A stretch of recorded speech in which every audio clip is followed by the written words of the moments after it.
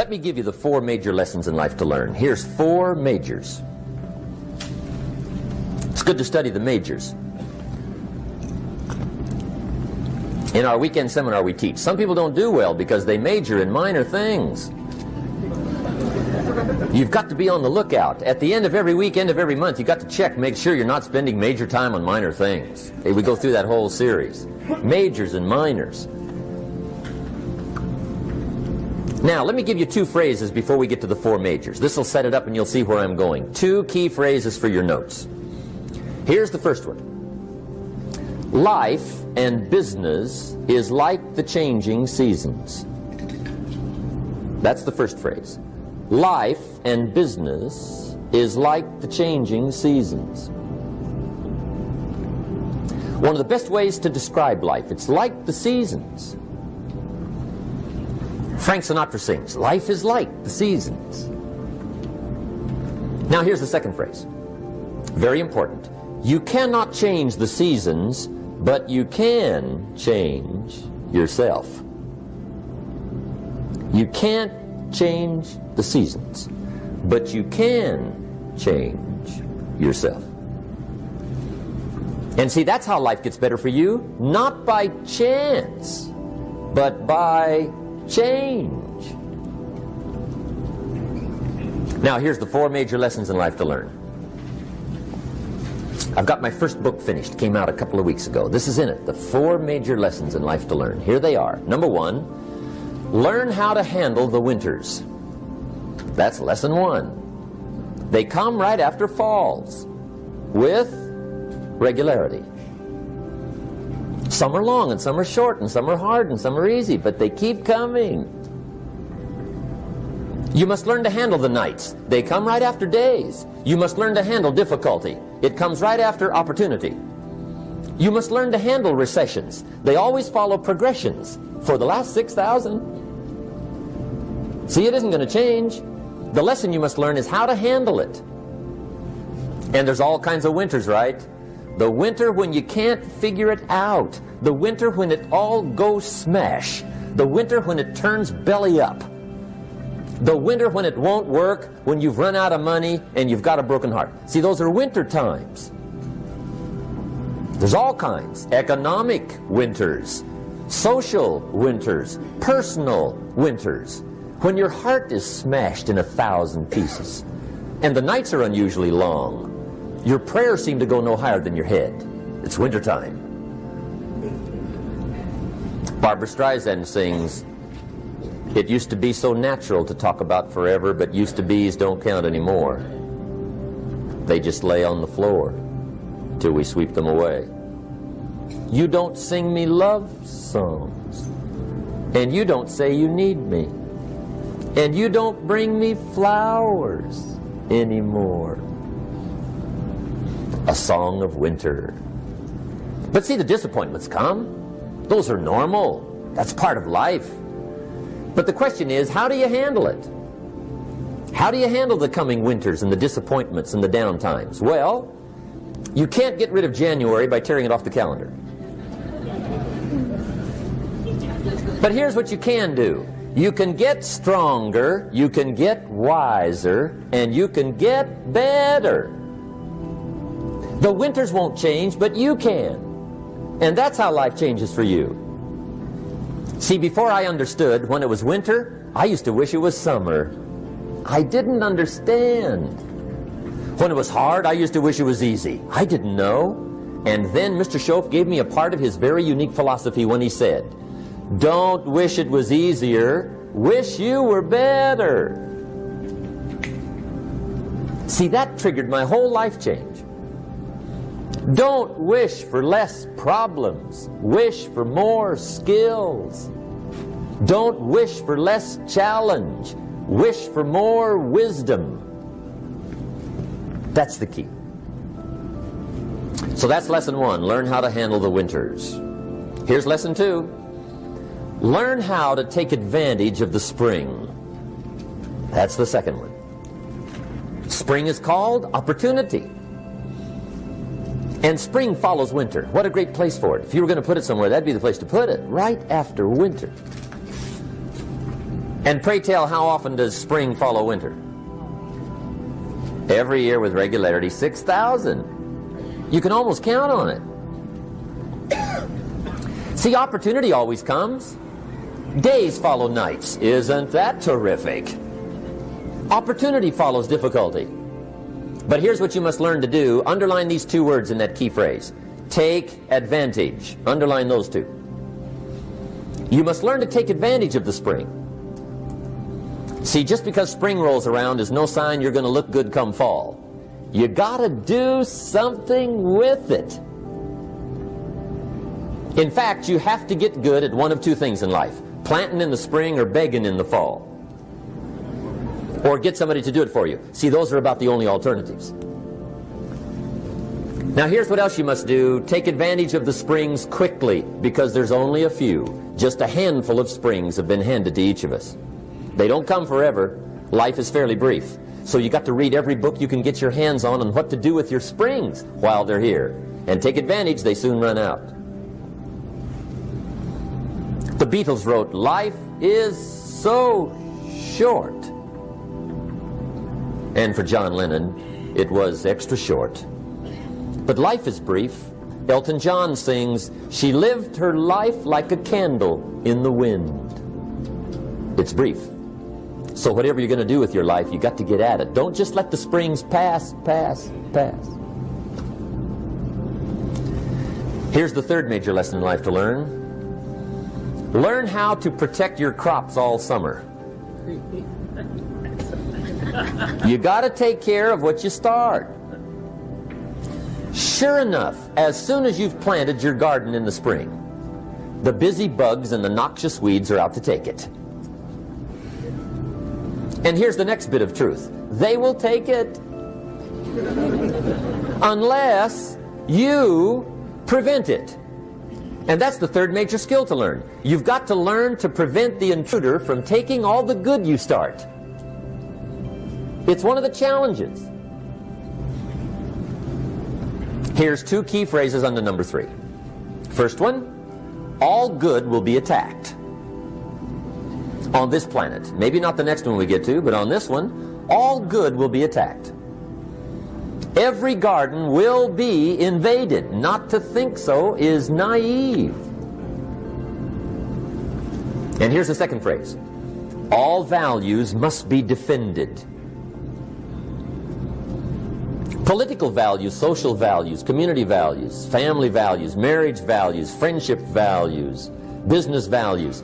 Every garden must be tended all summer. Third major lesson. Now here's number 4. Fourth major lesson in life to learn. Learn how to reap in the fall without complaint. Learn to reap come harvest time without complaint. Take full responsibility for what happens to you. It's one of the highest forms of human maturity, accepting full responsibility. It's the day you know you've passed from childhood to adulthood, the day you accept full responsibility.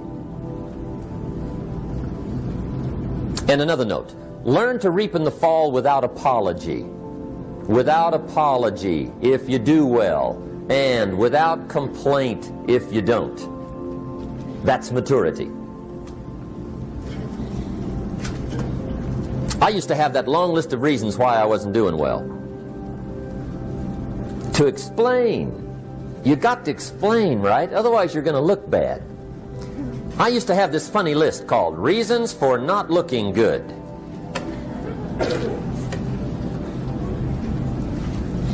I used to blame the government. I mean, you can believe that or not. It was at the top of my list. I had a lecture second to none. The government. That was on my list. I used to blame taxes. Look what you got left after they take everything. And they expect you to do well. That was on my list there. Prices, that one's easy, right? You walk into the supermarket with $20, come out with a little half bag. So I had that on my list. I used to blame the weather. I blamed the traffic. I used to blame my car. I blamed the manufacturers. I used to blame the company. I blamed company policy. I used to blame the training program. I blame my negative relatives. They were always putting me down. I blame my cynical neighbors. They're just selfish, looking out for themselves. Won't loan you money? They were on my list.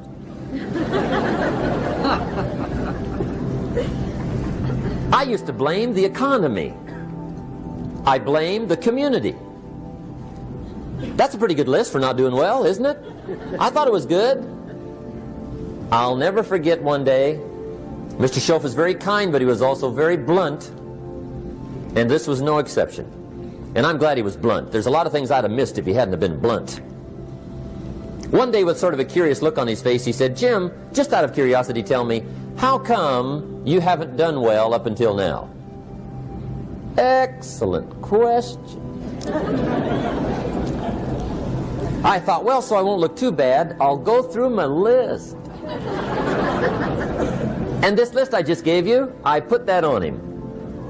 And he was very patient. He let me go through the whole thing, the government, the weather. I went through this whole thing.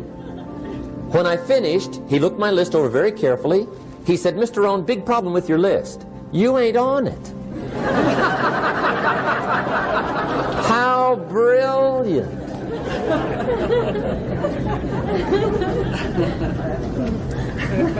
When I went to work for him a few months later, I learned very quickly to tear up my list, reasons for not doing well, and I threw it away. And I got me a fresh piece of paper. And I put one word on it. Me. There's a Black Heritage spiritual that says, "It's not my mother nor my father, nor my brother nor my sister, but it's me, oh Lord, standing in the need of prayer." See, I used to blame everything outside. And then let me give you a little philosophy that helped turn my life around. For your notes, here it is. It's not what happens that determines the quality or the quantity of your life. It's not what happens. And the reason is because what happens happens to about everybody. No different.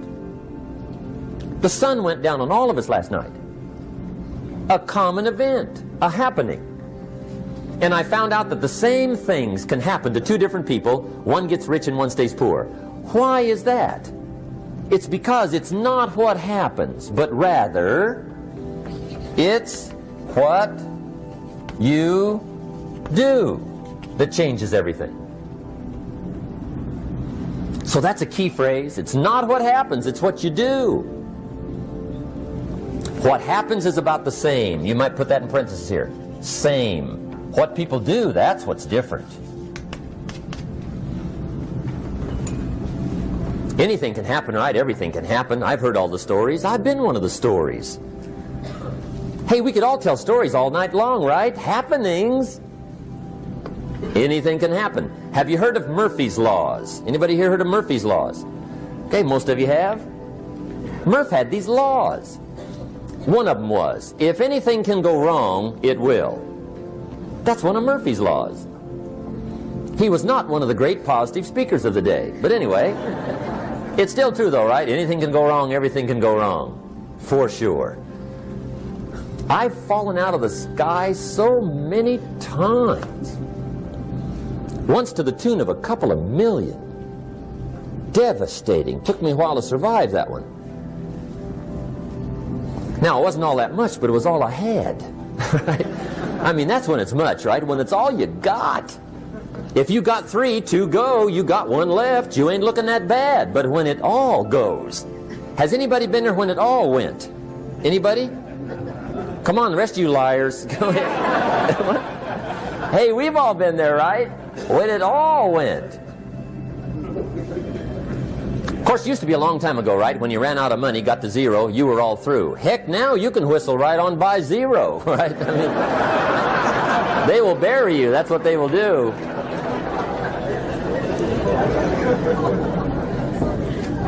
But see, those are the happenings, right? Everything can happen. Anything can happen. But it's not the happenings. It's what you do about it. Somebody says, yeah, but you don't understand the disappointments I've had. Come on. Everybody's had their share. Disappointments are not special gifts reserved for the poor. Everybody has them. The difference is what you do about them. It's not the weather. I used to blame the weather, and I discovered it rains on the rich. So see, that won't help. Two men wake up one morning, there's a rainstorm on. One of them looks out his window, sees the rainstorm, and he says, "Wow, what a storm. With weather like this, they can't expect you to go out and make sales." He stays home. Same morning, the other guy looks out his window, sees the same storm, says, "Wow, what a storm." But he says, "You know what, with weather like this, what a great day to go out and make sales. Most everybody will probably be home, especially the salesman."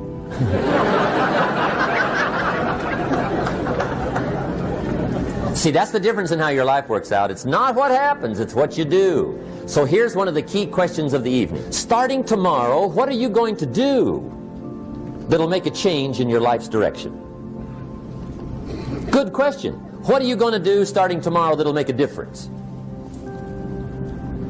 Now see, if you don't do something starting tomorrow that'll make a difference, guess what? It's gonna be the same. And see, that way you can guess what the next 5 years are going to be like. Look at the last 5. Because the next 5 are going to be like the last 5 unless you, major key, tomorrow, change it all. Or change a little, or change something, or don't change. It's choice time. You can do whatever you want.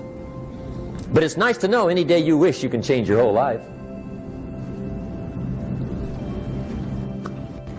What can you do starting tomorrow that'll make a difference? Good question. What can you do with economic chaos, massive disappointment? What can you do with a broken heart? What can you do when it won't work? Good question. So if I had a word with you tonight, one-on-one, just you and me, I think my personal advice to you would be, this year, 1981, reach down inside of you and come up with some more of those remarkable human gifts. They're there, waiting to be utilized. And then change anything for you you want to change. And I challenge you to do that because you can change. If you don't like how it is for you, change it. If it doesn't suit you, change it. If it doesn't please you, change it. If it isn't enough, change it. And I challenge you to do that because you can change. See, you don't ever have to be the same again after tonight, only by choice. If you don't like your present address, change it. You're not a tree.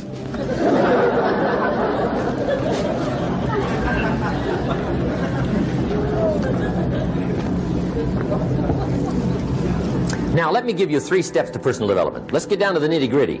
What does it take to really make the changes starting tomorrow? It takes more than philosophical pronouncement.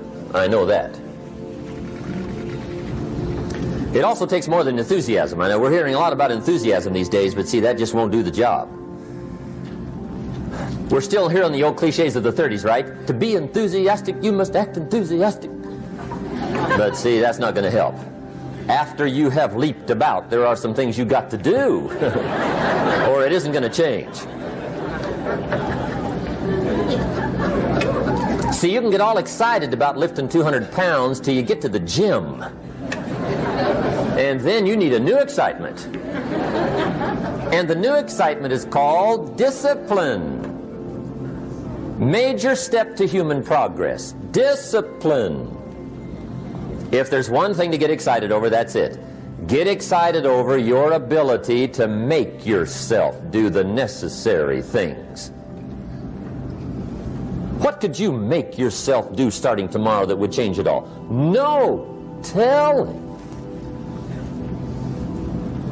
Now, see, that's exciting. On any given day, you can massively change the direction of your life. Murder is a clear example that any one person on any given day can forever alter the course of their life. It just happens to be a negative act. But just as sure as you can commit a negative act, you can also commit a positive act and forever alter your life whenever you wish. Now that's exciting. And whatever that act might be that changes your life. The guy finally takes a shotgun to his car and blows out every window, destroys every tire, puts 100 rounds in this shabby old thing. And he says, I have driven this embarrassing thing for the last time.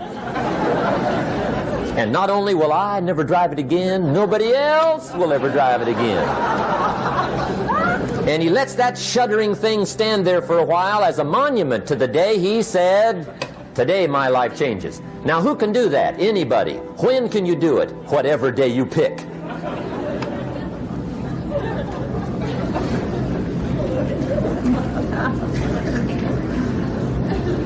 Now here's the key to discipline. Start with the little disciplines, get excited over the little disciplines, and get right on those, because those will lead to the big ones. You can't handle the big challenges in life unless you take on the little ones. Make a list of all the things you can do, get right on those, discipline yourself for those, both for the results and for the muscle and for the practice, so that when life hands you some big challenges, you'll be ready, you'll have the muscle. But see, if you don't handle the small ones, you can't take care of the big ones. Okay, here's what else it takes for life change. Self-motivation.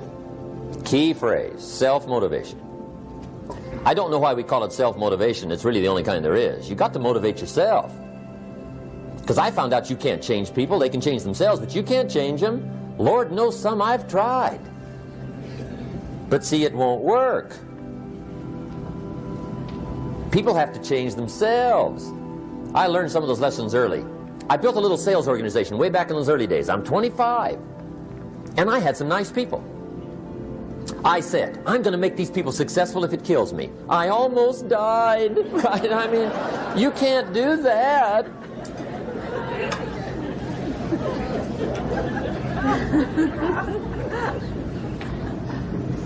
See, I've discovered this. Good people are not trained, they're found. You find good people. You don't make them good, you find them good. Training really is for the purpose of finding good people. You don't need much instruction for a good person. But too much training probably means you got the wrong people.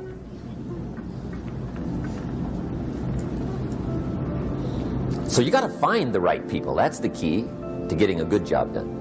One of the major things we learn in management, lesson 1, don't send your ducks to Eagle School.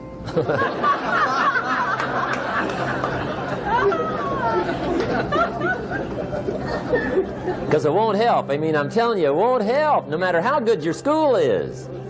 And the little eagle badge and little eagle hat, I'm telling you, it won't help. It won't help.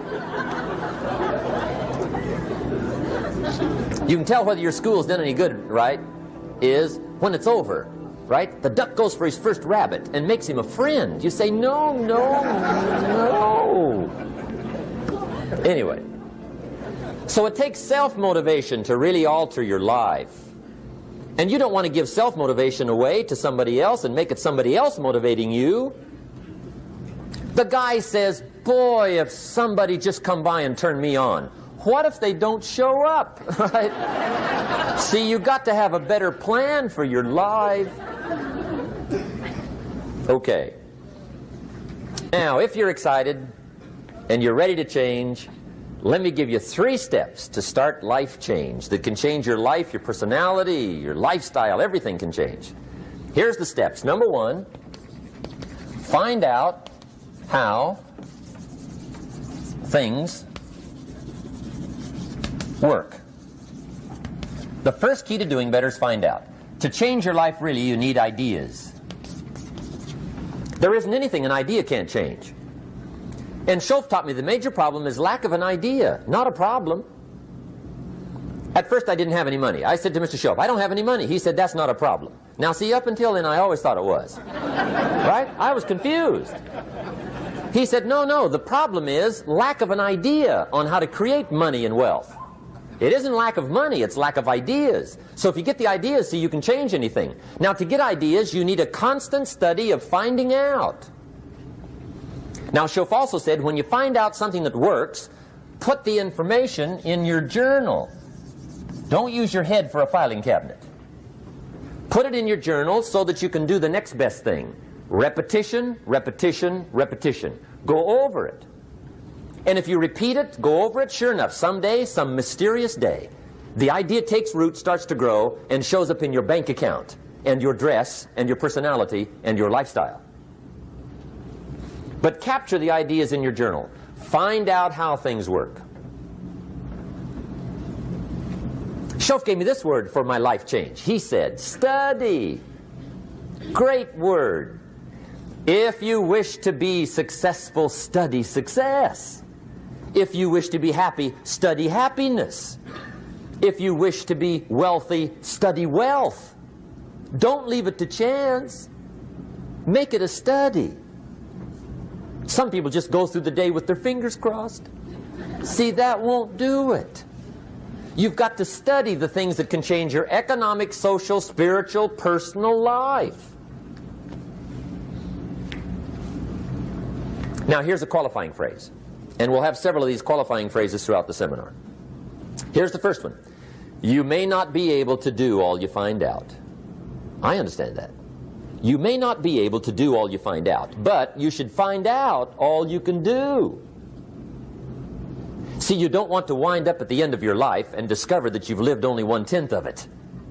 And the other 9/10 went down the drain. Not for lack of opportunity, for lack of information. So that's number one, find out how things work. Now here's the best human virtue for finding out, curiosity. Make a note of that. Curiosity. Be curious. You might add a word to it that'll help. Childish curiosity.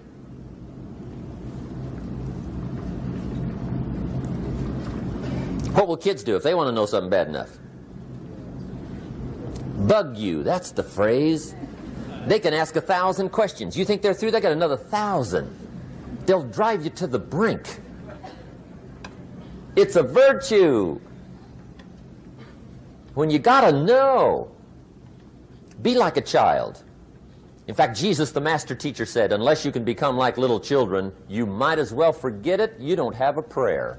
Excellent advice. You gotta be like children. 4 ways, in my opinion, to be like a child. Number 1 is curiosity, and number 2 is excitement. Get excited like a child over your ability to make yourself do anything for change. 3rd is faith. Have faith like a child. Adults are too skeptical. And 4th is trust. Trust is a childish virtue, but the rewards are incredible. So be like a child.